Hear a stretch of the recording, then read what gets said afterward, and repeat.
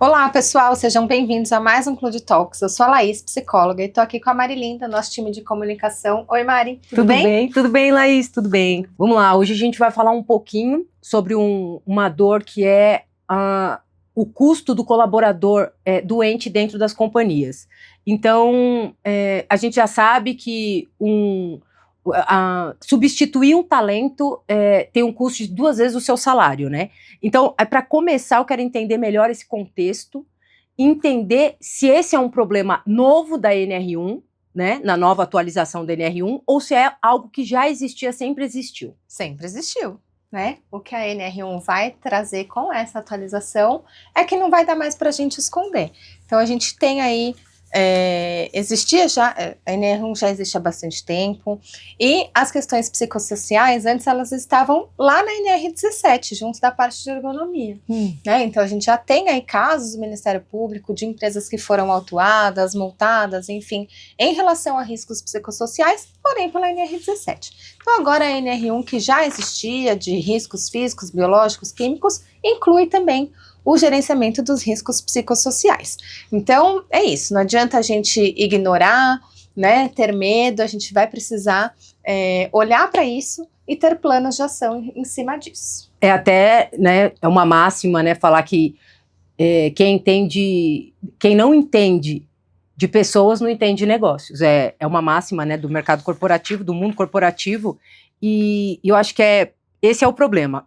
Eu não consigo entender como isso começa dentro da empresa. Onde começa esse cuidado dentro da empresa? Essa é uma ótima e importantíssima pergunta. A gente está falando de uma mudança no longo prazo, né? E quando a gente precisa mudar, a gente precisa de informações, precisa comunicar.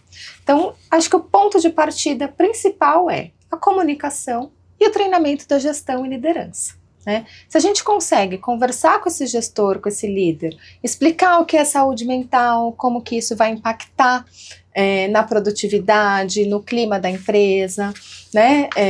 Também que ele saiba que ele precisa também se cuidar, porque às vezes o gestor acaba que também passa por questões de saúde mental, né? Então, se a gente consegue trabalhar esse líder para ele ajudar a fomentar a ideia, a falar para os colaboradores o quão importante é participar dessa mudança, né? Participar das pesquisas, entender o clima organizacional, ter a escuta ativa, ter cultura de feedback. Esse gestor ele vai ser um super aliado na gente para conseguir o ponto de partida dessa mudança. Certo. Então, a gente tem certo que o gestor impacta diretamente a vida do colaborador. Com certeza, ele é um exemplo, né? Então, se assim, a gente pega um gestor que nem sabe o que é saúde mental, não sabe como lidar com um colaborador que teve um afastamento por conta disso, né? Não sabe conversar com esse colaborador, é um gestor que não confia na equipe, no projeto, não sei que exemplo que ele vai dar, como que ele vai engajar essas pessoas, né? É isso. A gente tem gestores muito bons que têm essa capacidade de gerir conflitos, mas infelizmente a gente ainda tem uns que não. E é porque são pessoas ruins? Não, mas porque talvez não tenham, né? É uma coisa tão técnica que não tiveram esse treinamento mais humano de como lidar com pessoas, né? Então a gente precisa olhar para esses gestores, treiná-los, né? Para eles serem exemplo, para eles também serem um ponto de segurança para os colaboradores, né? E mediando conflitos. Ah, mas não pode ter conflito? Pode, vai ter, não tem como. Né? Convivência das pessoas gera conflito. E também tem essa questão do o colaborador se sentir motivado pelo líder, né? É claro que uma pessoa que está o dia inteiro com você, ela tem um impacto direto na sua saúde mental. E o que acontece hoje, tem uma pesquisa internacional até, de 2023, que fala que 69% dos colaboradores disseram que o seu gestor, a opinião dele é tão importante quanto do seu cônjuge e seu parceiro. 51% disseram que é mais importante do que a própria opinião do seu médico. Então, assim, aí fica claro o quanto a pessoa leva o que acontece dentro da empresa para a sua vida pessoal. E claro que acontece na vida pessoal, tem o peso do seu cônjuge, leva para a vida da empresa. É claro, então, que o gestor tem mais impacto do que o próprio RH. O RH tem, claro, tem impacto, tem importância dentro do mundo corporativo, mas quem é de fato que impacta, que motiva esse colaborador a ser mais produtivo é o próprio gestor. No dia a dia ali, né? E é isso que eu quero entender. Não é só uma questão do RH. Não mais. Antes a gente centralizava tudo relacionado à saúde e segurança do trabalhador ali, era só uma responsabilidade do RH. Hoje não é mais, é uma responsabilidade compartilhada de líderes, liderados, RH, segurança do trabalho, medicina ocupacional. A gente tem que olhar para todas as lideranças, todas as equipes e tudo mais. Então não dá mais para a gente fingir que isso aqui não é comigo, é só lá com o RH. E isso, então, tem um custo para a empresa. Vamos lá.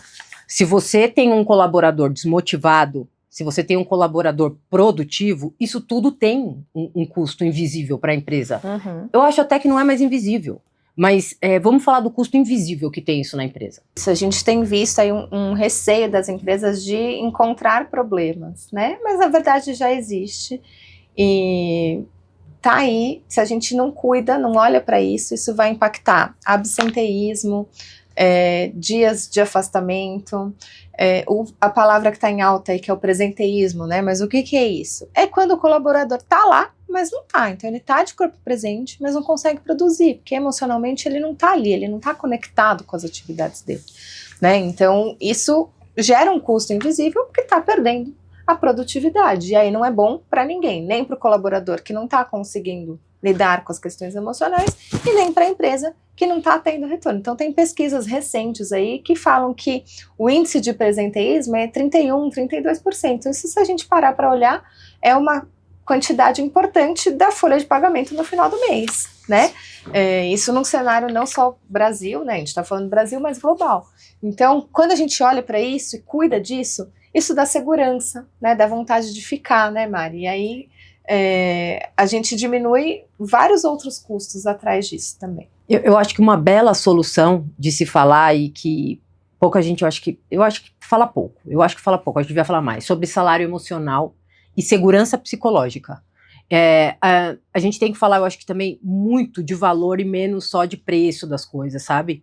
Porque, de fato, um ambiente que ele tem um conjunto de experiência que faz uma pessoa sentir que vale a pena ele estar ali, ele muda. Uhum. Tem propósito naquilo que ele está fazendo, ele sente que está fazendo algo que pode mudar, a vida das pessoas, não só a dele. Isso muda tudo. Ao passo que, se você está num ambiente que você não sente que faz a diferença, se você está ali ou não, parece que não muda, ou até mesmo se você está ali é um peso, você não é bem tratado, você não tem segurança psicológica, isso afeta diretamente a sua saúde mental. E aí acarreta o presenteísmo. O absenteísmo também, que a pessoa está ausente de fato. E eu acho que essa é uma questão importante da gente tratar, porque não substitui o salário, A gente está falando aqui. Todo mundo paga a conta, Exato. E não é um salário, a gente está falando de um salário respeitável dentro de um ambiente de segurança psicológica, um salário emocional, onde você tem respeito, onde você tem feedback, onde você consegue o entendimento do seu gestor, flexibilidade. Entende? Eu acho que isso muda tudo. Porque a gente fala do salário emocional como, não como fruta na empresa, tobogã e mesa de ping-pong, Porque isso acho que teve uma fase que ficou muito em alta. Isso não acho que é isso que vai resolver, não acho que isso seja, eu acho até que isso foi uma grande estratégia, Depois foi dito muito que era uma grande estratégia da pessoa ficar mais tempo dentro da empresa, o que não é saudável. E então eu acho que a segurança psicológica, o salário emocional, os dois juntos, eu acho que ele traz, eu acho que ele reduz os riscos psicossociais. Não acho que é a solução, mas eu acho que ele reduz. Então, quando a gente está falando aqui de salário emocional, a gente não está falando de fruta no escritório, de tobogã, de mesa de ping-pong, não tem nada a ver com isso, A gente está falando de fato de você cuidar com dignidade do seu colaborador, dignidade relacional, respeito, Você precisa gostar de estar na empresa. Ainda que seja, que você faça home office, você precisa gostar de estar fazendo aquilo. Tem que ter prazer em exercer sua função dentro da companhia. E não é uma mesa de ping-pong que vai fazer isso, né? Porque tem vários outros lugares. Então, legal, pode ser, não é uma crítica que não pode ter. Isso, mas não é o que vai engajar esse colaborador a produzir, a estar conectado com o propósito da empresa. Né? Exato. O respeito vale muito mais. O respeito de uma liderança, o respeito dos seus colegas vale muito mais do que você ficar jogando ping-pong apenas.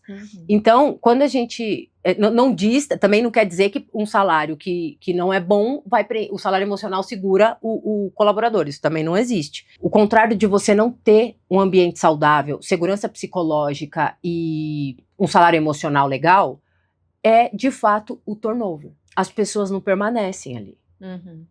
As pessoas ficam, entendem como funciona a cultura daquele lugar, sente o clima e elas não ficam.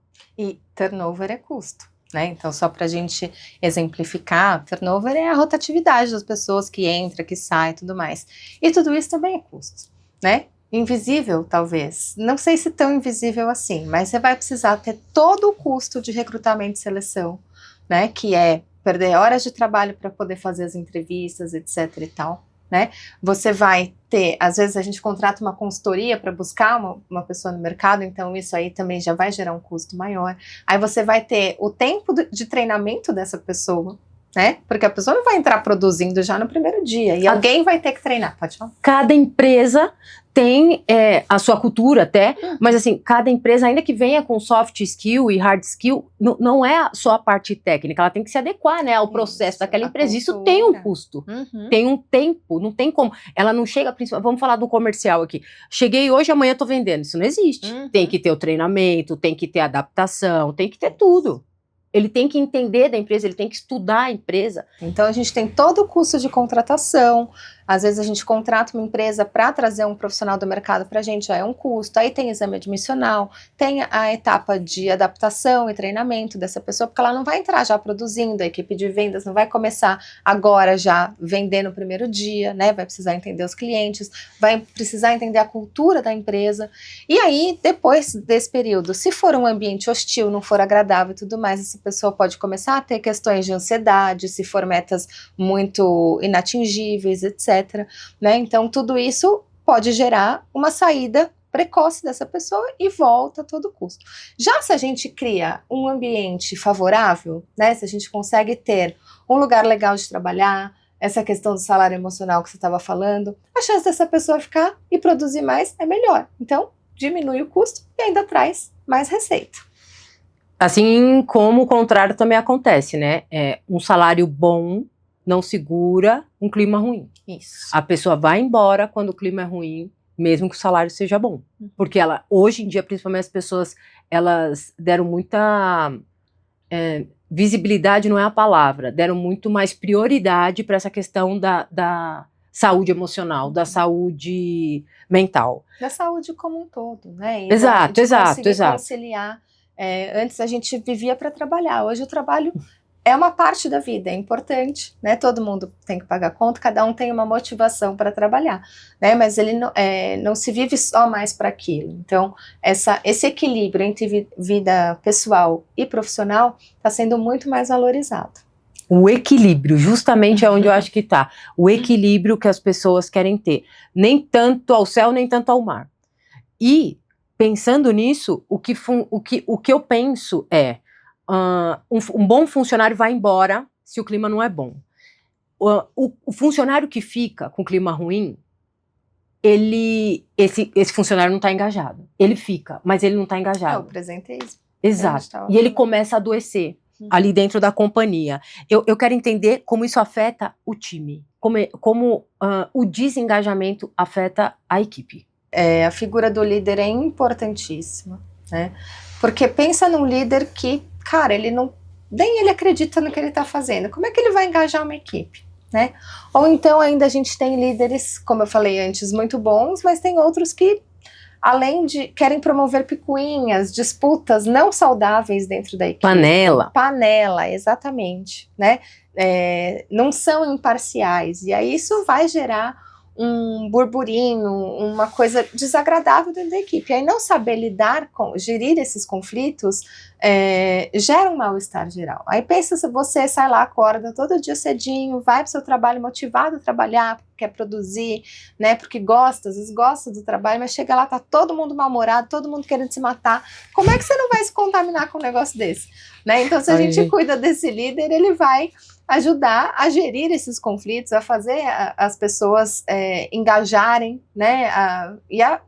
O próprio exemplo do líder, ele também precisa cuidar da saúde, também precisa dizer que é importante cuidar da saúde física, mental, né? Sair no horário, entender quando às vezes a gente precisa resolver chegar um problema mais tarde, pessoal, ou, né, para conseguir ir num médico, fazer um exame, enfim, né? Então tudo isso acaba trazendo a segurança que a gente fala, que você falou muito bem, que a gente ainda fala muito pouco sobre isso, mas que é um ponto extremamente importante dentro das empresas, no engajamento, no manter, que daí não tem turnover e reduz o custo invisível, entende? Então tá tudo ligado aí. a segurança psicológica, a bendita segurança psicológica, né? Quando a gente fala ter a flexibilidade dentro da empresa, né? O gestor entender que às vezes você tem uma consulta, você tem um exame, e além disso, sabe, que eu acho que entra muito, porque você volta, apresenta o atestado e tudo, né? Mas a questão é, às vezes você tem um documento para buscar, às vezes você tem um compromisso que você não vai conseguir justificar com um documento, assim, dizer, ó, eu fui fazer isso. Tem vida de adulto, sabe? E eu acho que aí entra a segurança psicológica. E dentro disso, a gente tem dados aqui, eu trouxe uns números que eu achei muito importante, a gente pesquisou, que 77% dos trabalhadores brasileiros afirmam não estarem engajados. Eles afirmam. 59% eles se consideram não engajados. E 18% estão ativamente desengajados, né? A fonte dessa pesquisa vem da Exame. E eu achei aqui chocante. 51%, mais da metade dos colaboradores dizem que estão procurando outro emprego. E, obviamente, elas fazem isso muitas vezes dentro do seu período de trabalho, dentro do horário das 8 às 5, das 9 às 6, enfim, tá dentro do seu trabalho ali, procurando outro emprego. Entra o presenteísmo, eu acho que aí também, né, o colaborador tá lá, mas ele não tá produzindo para a empresa, ele não tá fazendo, não tá com a cabeça dele ali, né? E eu acho que é o problema de você não conseguir manter uma cultura e clima realmente saudável. Eu acho que é isso que traz o desengajamento. A gente está falando aqui de 77% afirmam não estarem, assim, não é se considera, ele diz que não está engajado. Então, o que eu penso, que o reflexo do que acontece dentro do ambiente é uma consequência. É a consequência se o seu colaborador vai entregar muito, se ele vai entregar pouco, se ele vai entregar dentro do possível. Enfim, olhando tudo isso, onde a empresa erra mais, sabe? Onde é que a empresa... Tem muitos problemas, mas qual é o maior problema? Qual é onde todas as empresas estão cometendo mais erro? Na prevenção, né, Mari? Sim. Esses dados que você trouxe foram muito importantes, porque assim, tá aí, tá escrito, né? A gente não tirou da cabeça. E por que as empresas não estão olhando? Por que não estão prevenindo? Por quê? Não sabemos, agora vamos prevenir, né? Com a Aquele NR1... famoso não vai pelo amor, vai pela dor. Agora a gente vai ter que prevenir. Então não é que não estão olhando, mas olha quando o negócio já está lá na frente, às vezes também é um custo a mais, porque daí esse colaborador vai precisar de um afastamento, alguma coisa, sendo que podia ter lá atrás feito alguma coisa para reduzir esse risco, né? Então a prevenção é a chave aí de começar a mudar esse cenário. Eu acho que tem até como se a gente pensar grotescamente falando, que se a gente pensar que um colaborador que precisar ficar afastado uma semana, que ele teve algum problema, você faz a conta do dia desse colaborador e você faz a conta da saúde preventiva, se você tivesse aplicado, você consegue com um mês de saúde preventiva pagar, de repente, com 1 dia, 2 dias de salário desse funcionário. É uma conta simples. E tem outro erro, eu não gosto muito de falar em erro, mas talvez uma dificuldade, um desafio geral aí, que é a comunicação, né? Então a gente tem que ter canais de comunicação aberta, escutativa, empatia pelo momento do outro. Feedback. Né? Exatamente, isso vai mudar o jogo, assim, porque traz o cara para jogar junto, sabe? Para estar ali, para ter essa segurança, enfim. Então, não é legal para ninguém ter ambiente desfavorável, né? Sim. A gente está falando aqui da liderança bastante, do impacto do líder na vida do colaborador, mas de nenhuma forma a gente está dizendo que o líder também não precisa de cuidado, né? O líder, ele é uma chave muito importante dentro da companhia. Ele está ali orquestrando o time dele e o que ele fizer, o time dele vai ser reflexo daquilo. Um colaborador, um líder destemperado é um time destemperado. E um colaborador que consegue tirar o melhor do seu time é um time produtivo. Então, quando esse líder ele é engajado com o seu time, ele precisa tomar uma decisão muito solitária, né? Onde ele não pode compartilhar a informação, ele não pode, tem ali dados sensíveis envolvido e tal, mas ele pensa no seu time e ainda assim o time acaba não entendendo. Então, tem esse tabu, né, da solidão da liderança, assim como o tabu dos homens na liderança que não fazem terapia, né? Homem não faz terapia, isso é coisa de louco, homem não chora. Tem até aqui no card acima um vídeo que a gente fez a respeito os homens adoecem mais. Eu acho que é alguma coisa em torno disso, mas tem o card aqui em cima para vocês acessarem. Então a empresa ela tem mais prejuízo de fato, fingindo que não está acontecendo problema, né, desse custo invisível que existe, do que de fato ela prevenindo. Então, a questão que fica é como a empresa consegue começar a resolver isso. Como que a empresa, essas dores que são tão individuais, por onde a empresa começa? Então, hoje as empresas elas estão olhando tarde, né? Se a gente começa a olhar na prevenção, isso muda tudo, né? A gente precisa acompanhar indicadores de afastamento, fazer as pesquisas, e isso é estratégico, né? Isso vai ajudar aí a criar um ambiente mais acolhedor, mais saudável para todo mundo e, consequentemente, os resultados. Então, eu vou deixar aqui o convite, né? Vamos entender, vamos olhar para essas dificuldades, para esses riscos, vamos olhar junto, vamos buscar essa mudança, né? Aqui na Cluj a gente tem o Safe Mind, que pode te ajudar a compilar isso tudo, né, para vocês enquanto RH, mas tem também a nossa parte aí para os colaboradores, para a gente conseguir ajudar a engajar também no cuidado individual, né, Mari? Porque como que a gente pode cuidar de cada um, né? A gente pensa nisso, grandes empresas, né? Quando a empresa ainda é uma PME, a gente consegue entender, mas quando é uma grande empresa, não tem como ela resolver vários problemas de uma única forma. Então, o que eu acho que seria um mundo ideal era que, se você disponibilizasse um time de psicologia para os colaboradores. Mas de que forma, né? Eu acho que a tecnologia aí vem para ajudar, né? A gente fala muito como acelerou a tecnologia, IA, enfim, mas essa empresa coloca uma plataforma, um aplicativo de um time de psicólogos disponível para o colaborador que quer fazer terapia, eu acho que ajuda muito, né? E não só isso, né? A nossa solução tem cuidado da saúde integral, saúde mental e saúde integral, né, Mari? Sim, tem nutricionista, claro, às vezes você acha que você tá meio depressivo e tal, você descobre que você tá com um pouco de vitamina, você descobre que uma atividade física pode melhorar a sua dopamina, enfim, né? É um conjunto, uma coisa depende da outra, e isso a gente tem disponível, personal, nutricionista, psicólogo, médico. A gente tem um aplicativo com um monte de funcionalidade ali dentro, meditação, respiração para momentos mais críticos, enfim.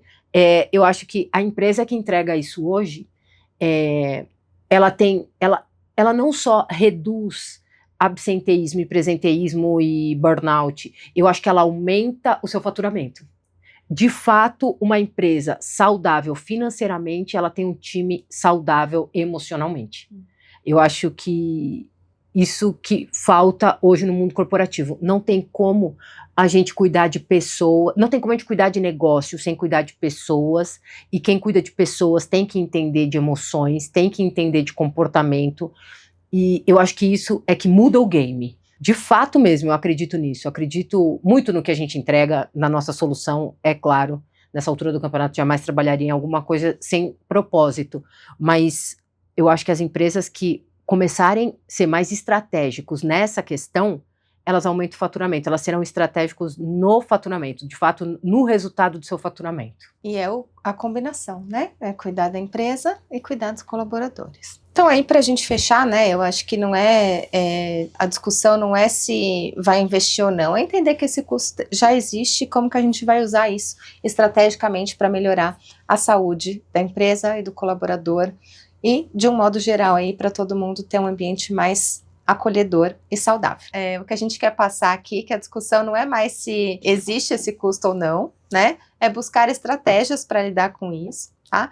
Então não esquece de deixar o like aqui, se inscreve no canal para mais conteúdos de saúde e bem-estar. E também não esqueça de compartilhar, gente. E nos vemos nos próximos vídeos. Até mais. Tchau, gente.